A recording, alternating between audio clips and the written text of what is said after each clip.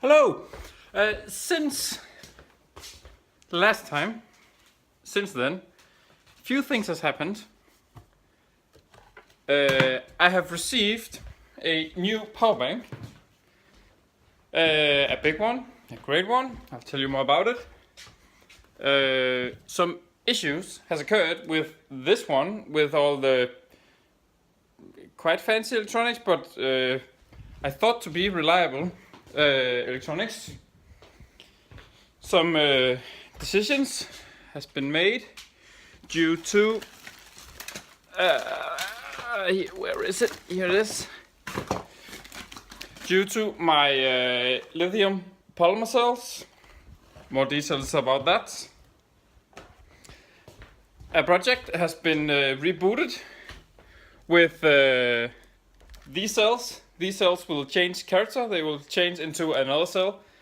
Other electronics will be put on it than this. I have made changes to the bottom. I will explain you all about those.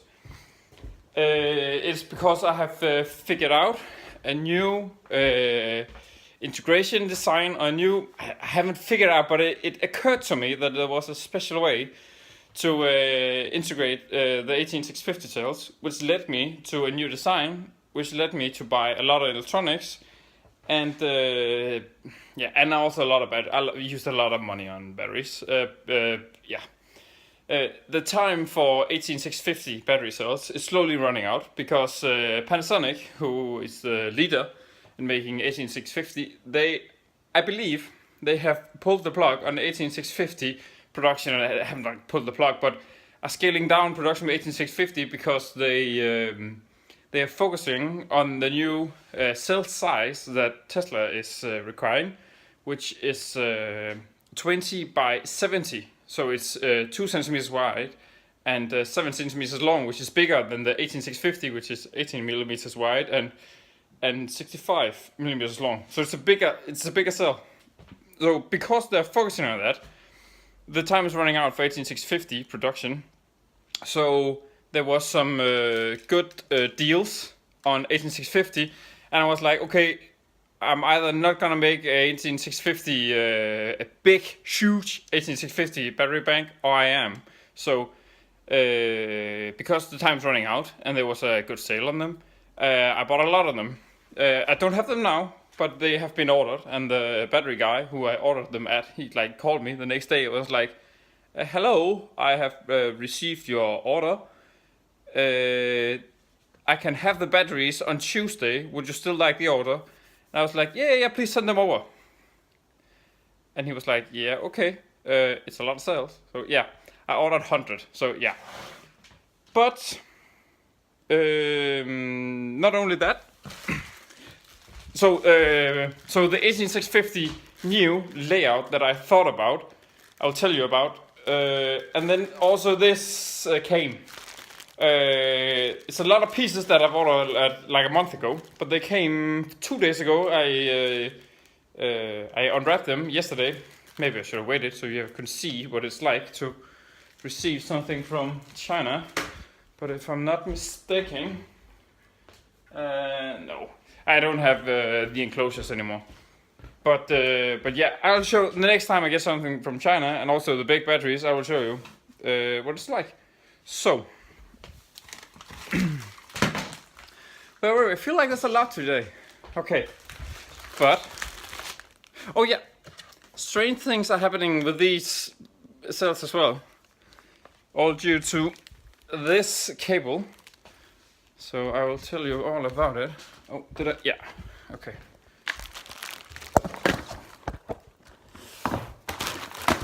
I don't know where to begin. Yeah. These batteries, which is a power bank in my 12-volt system, behaved very strangely. When I took this cable, plugged it into my phone, 20 seconds went by, or 30 seconds, and then my phone stopped charging. I was like, okay, this is not good. Then I took this battery, which I have previously charged my phone off like 100 times, and I stuck this into my phone, and it didn't charge. So I was like, okay. I had some other issues with this battery, so maybe the previous things could maybe that could maybe be the reason, but I wasn't sure. So I plugged it into another power bank. Yeah, this one. So I plugged it into this, and some other things happened. It didn't quite turn off, but the thing was that whenever I used this cable, strange things were happening. So I plug things in, my phone starts charging, and this has a power off. If there has been nothing connected to it, it says power off on the display, and it's like calmly powers down. This one, because you can't see in the inside, there's no like indicator. Well, there is this, but it just shuts off, so there's no indicator on this one. But this actually indicates like I am powering off because there is nothing charging when my phone was charging and this cable was inside of it. So my theory about this cable is that the data connection has broken. So whenever I, in some way, I don't know how, it's in quite good condition. This is actually protection I put on it when it was brand new. I put this on so it would have no hard bends, because hard bends and wires doesn't go quite well. So this has been protected from it was brand new. And I think the data connection is gone because whenever you make a power bank, you have to attach. You see. Down there, that's a resistor. You have to attach a resistor which is under 150 ohms. This is 150 ohms. Between the data plus and the data minus pins. Because that is the indication for the charge unit, how many amps can be pulled out of the electronics. So in this case, when there's 150 ohms, it's the indication to the phone that you are only allowed to draw 1 amp out of this circuitry. So my theory is that the data connection has broke. So when I plug this in, I plug it in, it cannot see that anything, and it's not charging the phone because this one requires to talk to the phone before it starts charging. This one, whenever because there's internal differences in all the electronics and all the power banks. So this one, whenever this gets plugged in, it turns on. Or maybe not now. Well, no. They usually turn on. But whenever this is plugged in, it turns on. So when I plugged it in, it turned on. I stuck it into my phone starts charging, but then after 30 seconds, it went out. So I think the data connection is broken. So this one cannot communicate to the phone how much juice it should get, and the phone actually charges, but maybe cannot get the data connection through this wire.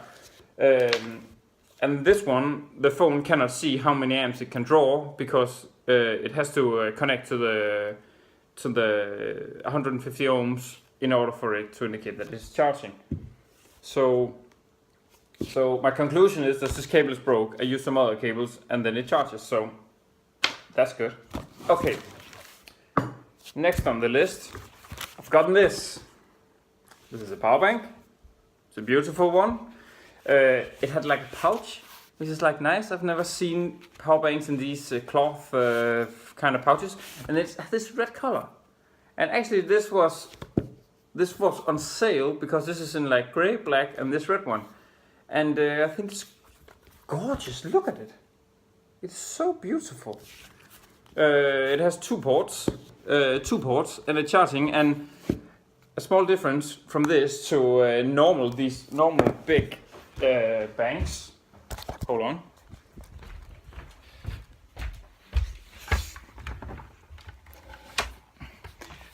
These normal big banks, this is in the same caliber and has the same type of cells. It's pouch cells inside of this.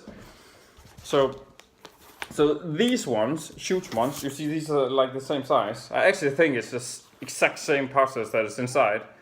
I'm not quite sure, but it would make sense, and they are almost the same thickness, almost. So I think it's the exact same cells that's inside this, but this was actually for sale because it was red and it was like people didn't want it. And I was like, it's beautiful, and also because this pouch, which has like a pouch in a pouch where you can like stick your cables in, which I think is wonderful because whenever you have a power bank, the cables always has to be dangling out of it because you cannot transport it with having like a convenient way. So if your cables, you can wrap them around, but then still they're stuck on it. So I like this touch. I didn't know this before I bought them, but yeah, I think it's nice. But yes, gorgeous red. Look at this. It's so nice. It's really so nice because when I bought this one, you cannot feel it, but this is nasty. This is not good. It's like roughed up. It's like you take a piece of aluminum and a piece of what's it called, iron wool, and you go crazy on it, and that is what it feels like. This is not a good finish, and very sharp edges. And this one is like, okay, this one also has sharp edges, but it's so nice. And my point was that these big ones, they always promote them that they have fast charging, because normally when people buy a bank like this, which is a quite huge one, quite huge normal type power bank, they always say that they're fast charging, and they are, because the cells in here are serialized and put up so you can, I think it's like 3 in series, because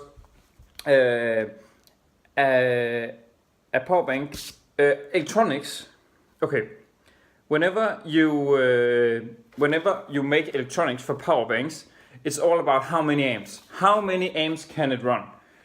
So if you have like small circuitry, small electronics, it's like half an amp, 1 amp. That's like normal size. So you have to have like big, bulky electronics if you want to go up in amperage. So this one is like a huge one, and this is only like 8 amps. This is like only 8 amps. This is only 8 times as big as normal circuitry. So the way you can fast charge it is that you take 3 batteries in series, which are all 3.7 volts, and then you still only have to run 1 amp through them, so the electronics only has to be 1 amp, but you can get 3 times as high voltage. So you get 3 times as much power, energy into the battery cells with only 1 amp electronics. So normally what you do is like you have a small battery, you have small electronics, but with these one, you get a higher voltage. This is 20 volt input. So if you can step up the voltage 3 times, which isn't hard to do in these electronic things, but the electronics only have to support 1 amp. So it's like 1 amp with 3 times as much voltage. So this one will always say we have fast charging, because they will plug in 20 volts, or by 12 to 20 volts, and then they can charge these cells faster, or they can put more energy into them faster, but they only still has to be 1 amp circuitry. So my point still is, so you put 20 volts here, so you can charge it fast. But I found out, it's always a pain in the neck to get 20 volt chargers, because they're always wall chargers, they're bored, they're annoying, and finding 20 volt chargers is just annoying, because it's another type of charger with another type of voltage. So the nice thing about this, even though this is huge, or this is like a big one, it is still charged by micro USB. It will take a long time to charge this, because normally you don't pull as much power through a small micro USB. So this is like 5 volt system, which is nice, because then it's just a big battery that can run on the same power or the same voltage as everything else. And if you turn it on, yeah, you can see. Can you see that? Oh, like this. So you can see it's 96% charged. Okay, So this was like had half half charged. Oh, 1 second, 1 moment. I'll be back. Right. So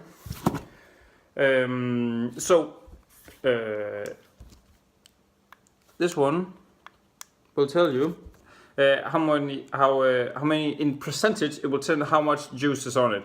And in the future and just in general, I will test how this works, because the only real way to see the state of lithium-ion battery is through the voltage, and nothing else will do. Because you cannot say this accurately, and there's all sort of what are the voltages? Because if what are the voltages that decide how much energy there is in this? Because as we have spoken about earlier, you can drive these batteries to the ground. If you charge them to like 1 volt, you can still get energy out of them. So technically, there's still energy left inside of them. But it's like ridiculous to the battery. They get destroyed if you handle them like this. So whenever this says like there's 20% energy left, I'm like, yeah, but what's the voltage? Because I don't want to go under 3.2. And what does it charge it to? Because if it charges to like 4 volts, there's still potential to go higher. But it's like, what is 100%? What is 0%? What is 10%? Because it's important, because I want the condition of these batteries to be the best. But I like this. I like the red color of it. I like that it it has a display. But I'm curious to which conditions the battery is in. I like that it's a 5-volt system, and it has like 2 amps output and 1 amp. But anyways, you should only, by the way, you should only ever charge your phone at 1 amp. Just so you know, because if you charge at 2 amps, you'll be more aggressive to a battery, and it would not last as long. I guarantee you, your phone battery will last twice as long if you cycle it to death. It will last twice as long if you only charge it with 1 amp instead of 2. And you can feel it when it gets hot. It's like it's chemicals all over the place, getting hot, getting all aggressive, and like being in high energy state, going through a membrane, crowded molecules, trying to attach and attack all sorts of other things. It's not a good thing. So I wanted to test this out. It was half full when I got it. I wanted to charge it, see how many the percentages, how it went up, and stuff like that. So my idea was that I would take this big cell, which was already charged, and also because this was like in my closet. So because I put them in my closet. So I set this one to charge this one. But I noticed that when I plugged it in to charge, these components I have previously, when I've made these circuits and when I originally found these circuits, I love these circuits because they were really, really cool. Not like cool like in style, but they were cold. Like these were really low temperature. And these, I think these they only charge the battery cells with 1 amp, so whatever you plug into it, you can only plug 5 volts into it, but when you plug 5 volts into it, it will only draw 1 amp and put it into the cells. But when I drew the energy from this one into this battery, these components got crazy hot. It's like crazy hot. First, I thought it was the thin, not really thin, but flat, wide but flat connections here, because I touched this and it was like quite hot. I was like, okay, it's kind of strange. It's because like when wires get thinner, they get hot because the resistance goes up when it gets thin and high amperage. But it was quite strange. But these two diodes right next to it, they were like crazy. I could not put my finger on. They had to be like 60 degrees or something. They were really, really hot. And this coil inductor, this coil was also extremely hot.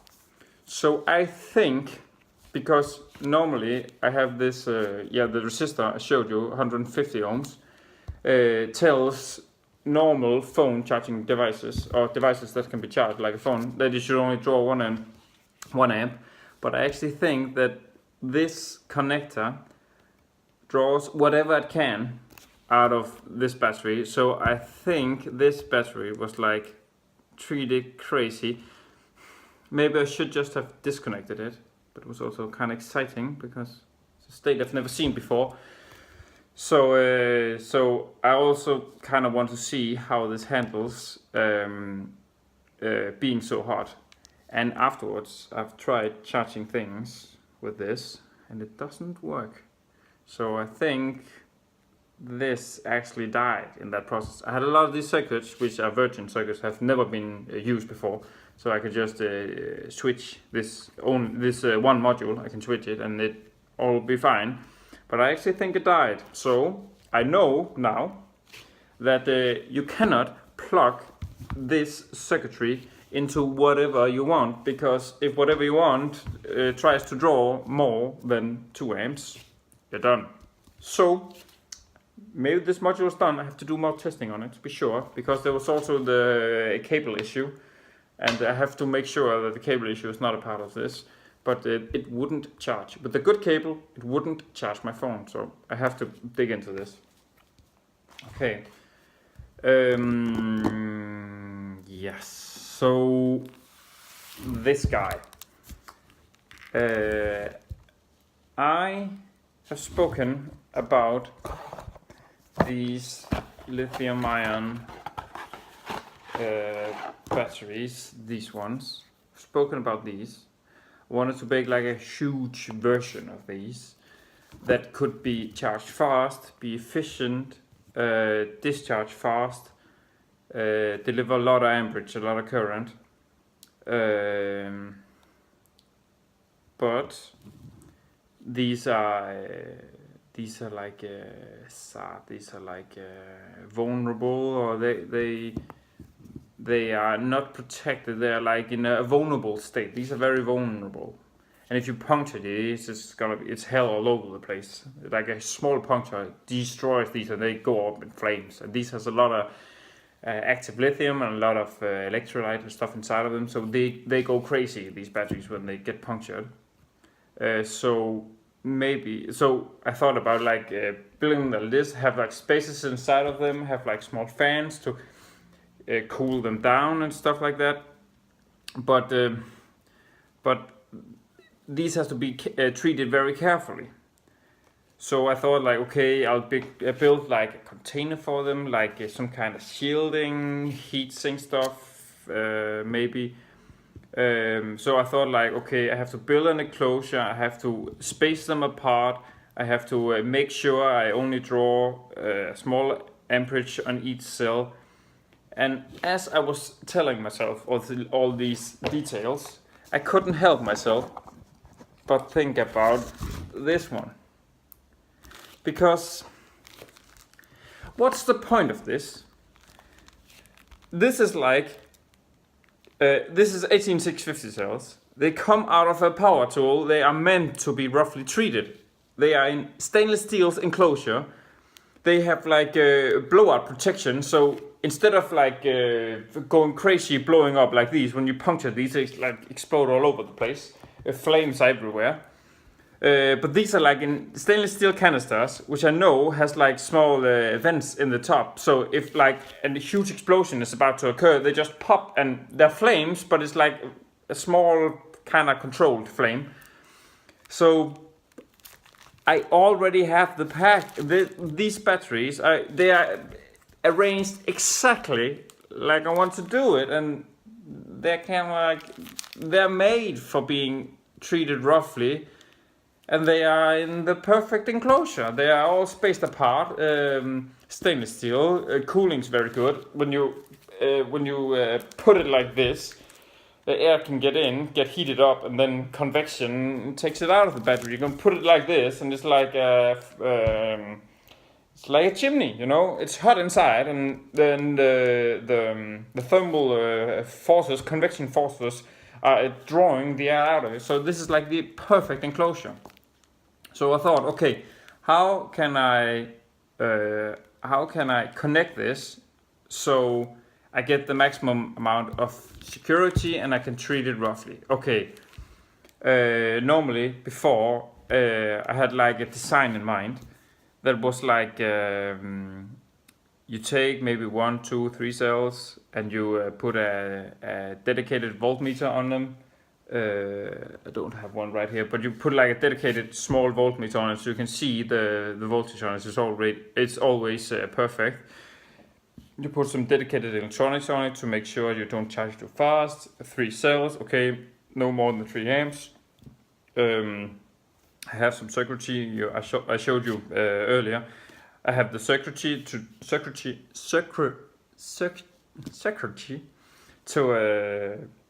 put on them, so it's all good.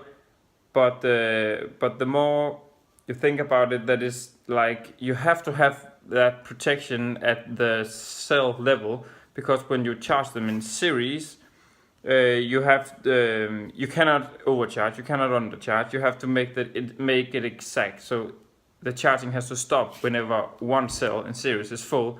So the thing is to get like a lot of cells, put them like in one set, and make sure that all the ends are connected, so it's like one parallel thing. But the point is just that I'm not going to draw a lot of energy out of this. Like I'm not gonna pull 20 volts or 50 volts. I'm gonna pull like 5, but like a lot of amperage. So a lot of cells in parallel will do a lot of amperage. So this cell is already one big parallel unit, and I will just have to put like 1 voltmeter on it and 1 charge circuitry. And it can be huge. It can be like an enormous charge circuitry, because there are 30 cells, they're all in parallel, and you can easily put 30 amps into this one. 1 amp charging for 1 cell is like perfect. But there is the issue about if one of these burns over on the inside and makes a short circuit inside, 29 batteries all dump the energy into one, because when you have a short circuit in parallel cells like this, it's not just the one cell that fails, but all the energy of all the other cells in parallel gets dumped through the same short circuit. So if one of these fails, 29 dump their energy into that failure, which is catastrophic. But when I made this, right up here there is like this is the positive.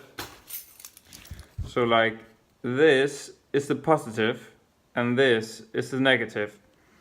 So right here at this switch, this is hardwired positive, and right underneath it runs the negative. It goes down here and goes under. Okay, so they're very close. And when I was soldering this, I was like had my soldering iron like this. I was like making sure that they didn't touch, because if they touch, all the other cells would dump the load into the other side. And that happened, of course. I was very careful, really very careful, but it happened. And it was also quite exciting. So what happened was, when I was soldering it, they short circuit on the soldering iron. A huge spark came like really fast, and then 2 centimeters of this was completely evaporated. It was like brown, just gone, disappeared, made into gas. It was like a fuse wire. It was aggressive, but for a very short time. But there wasn't like sparks flying or things getting red hot or anything. It was like fast. It was like pop, and then the circuitry broke. Not the circuitry, the wire I'm using broke. Like 2 centimeters was like burned away.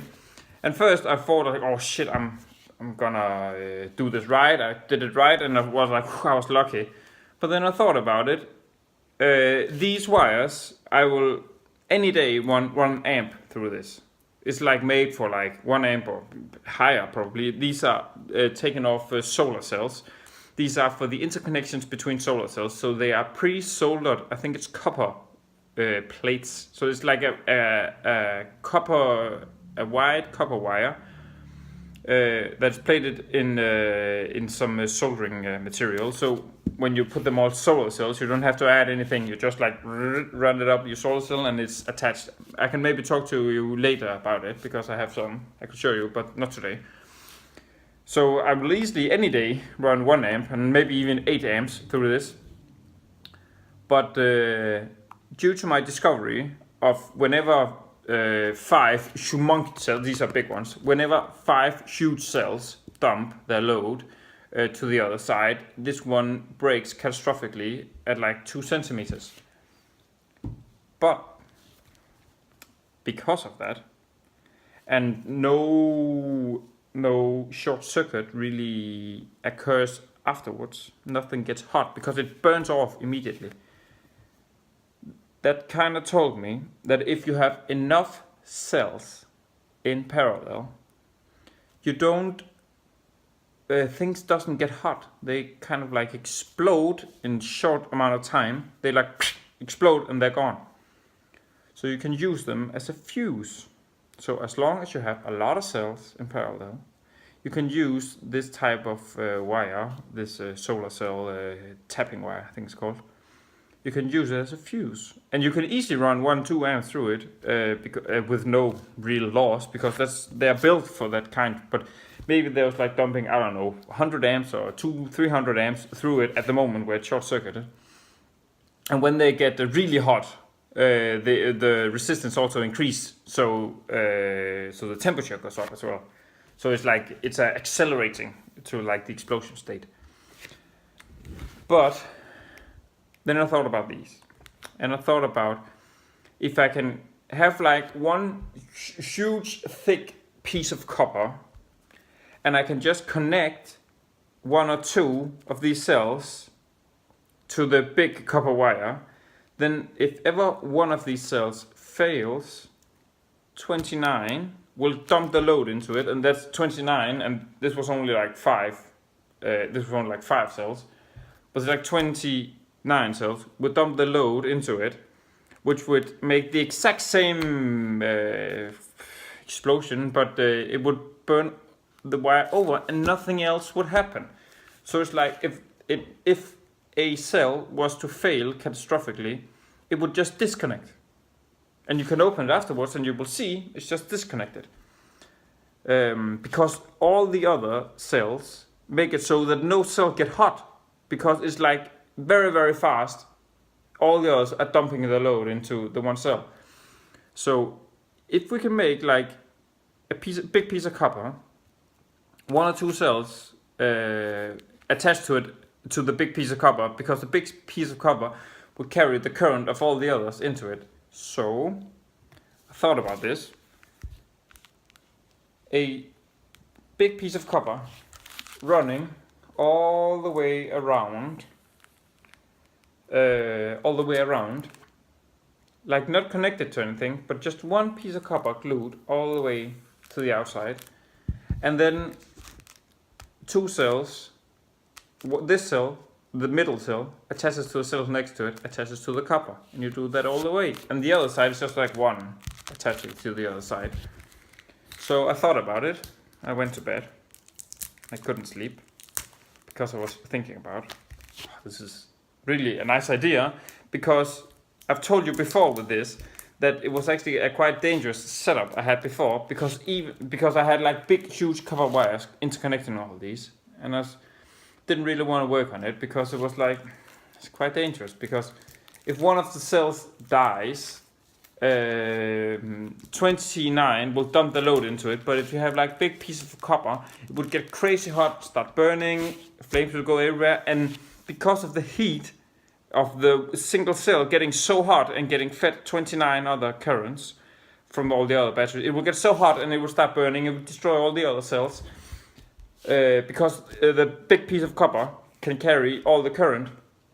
But if you have like small piece of copper carrying it the last way across to the cell, you can actually avoid it, because the small piece of wire burns over in like an instant, and nothing gets hot, nothing gets crazy, just burns.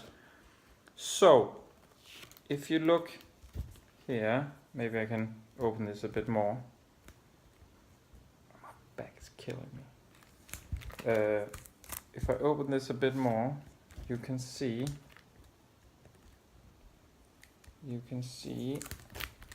Okay, can you see this? Can you see this? This is one piece of copper running the perimeter of this. Then I have the tapping wire connected, soldered on to it here. It attaches to this and attaches to this. So if this inner cell fails, there's a short circuit inside of it.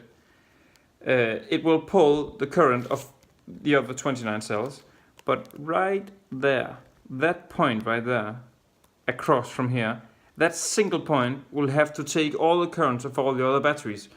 And I don't know, these batteries can maybe each supply like 10 amps if they are short-circuited. Probably deliver 10 amps. So 300 amps will run through this tiny connection, and it will burn over immediately, and nothing else would happen. It would just burn over, and that's it. And the same for this one, but the small difference with this one is that this one can take the load of 28 batteries through the outer one, and then 10 from the inner one. So this gets like over 2 points, but still, like right here there are 28 batteries dumping, and right here there's one. So at this point it will also just like burn completely over. So this is good because this is a safety thing, and I put this foam thing on it because it's kind of like insulator. It makes it look more nice, I think, and also because because there has been soldering previously, there's like big soldering lumps. I cannot get them off, and whenever you solder on this one, inside of here are like pieces of like lithium material, separator material, and all sorts of vulnerable stuff. And whenever you put a soldering iron, it's really bad because you shouldn't heat these up, because soldering iron gets like 300 degrees, and you shouldn't heat these batteries because it will start boiling inside, and you shouldn't actually heat these. There are a special technique, I won't tell you about it now, but there's a special technique for doing like welding things on this, but keeping them cold. I will tell you in a later episode.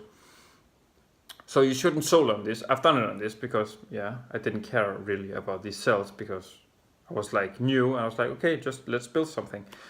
But now I'm a bit more concerned about them because I would like this to work. So I did this, and this can scale to a humongous scale because whenever a cell fails, it almost never happens, but if it does, it's like catastrophic. But whenever this fails, the fuse is built into the wire, and because this wire, any day I would run 1-2 amps through this and consider it non-wasting, like it doesn't waste energy because it doesn't get hot, the resistance is very low, but when you run very high currents, they just burn over. So that is what I have done to this cell, and I will continue to build my big power bank, my idea of a big power bank that can hold like humongous amounts of energy. I will continue building that based on these batteries. These power cells, I will put these into a box. Got a nice box, and I will put them into this and make it a low current situation. So just like my other power bank in the transparent plastic, I will make these into a big power bank, but a low amperage system, like slow charging, only one discharging terminal. Yeah. So that's what new about this, and because there's like one on one side and two on the other side, I thought like the optimum would be like 2 on each side, so it was like 4 wide. And because it was like 4 wide, I thought that, okay, what is like a nice, it has to be bigger than this. What's like a nice number that you can divide by 4? And I was like, okay, this is 30 cells. Okay, I could have like 60, but then 60 is like a lame number because 60 divided by 4, what's that? 60 is like 30, it's like 15 cells in each. maybe it could be 60, but it's like, it's only twice as big. It's not like huge. So I was like, okay, what's a cool number above 60? And I was like, whoa, 100. It's like 100 lithium ion 18650 cells. Boom. I thought that was a really nice number. And it would have to be like 25 cells in each row, which sounds nice. And yeah, it can be charged with at least 30 amps because like each cell can take 1 amp. There's a small issue about, does every cell really get 1 amp? Does one cell get 5 amp and another cell gets 1 amp, 0 point something amps? And I was like, yeah, but I know the voltages change when you charge these. Whenever you put one cell and put it to charge, the voltage change. It's changed like half a volt or something like that. And if the difference in voltage is like half a volt when these are in like active charging mode, if then one cell is drawing 1 amp, if the cell right aside it wasn't about to draw that many amps, it's like one was taking 1 and the other one was only taking like 100 milliamps, there would be a huge voltage difference between them. Would be like half a volt between them.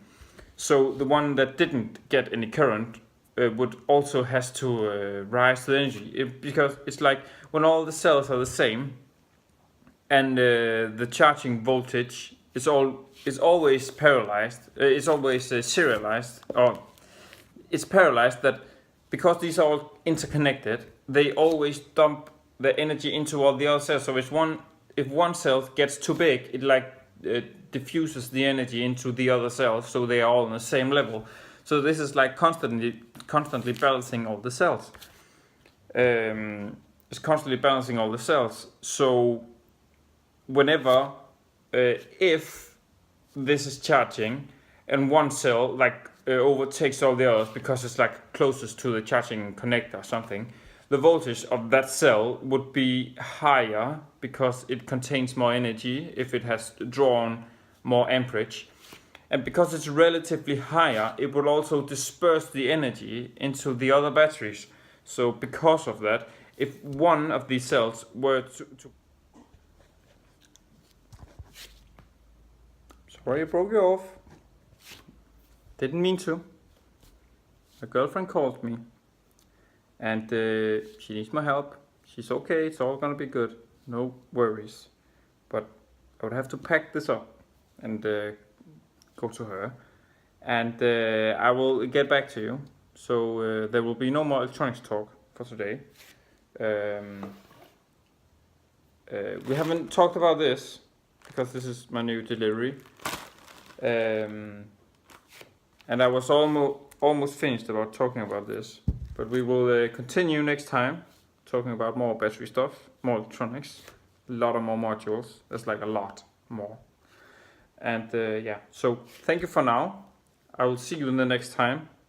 And until then, stay happy and juiced up.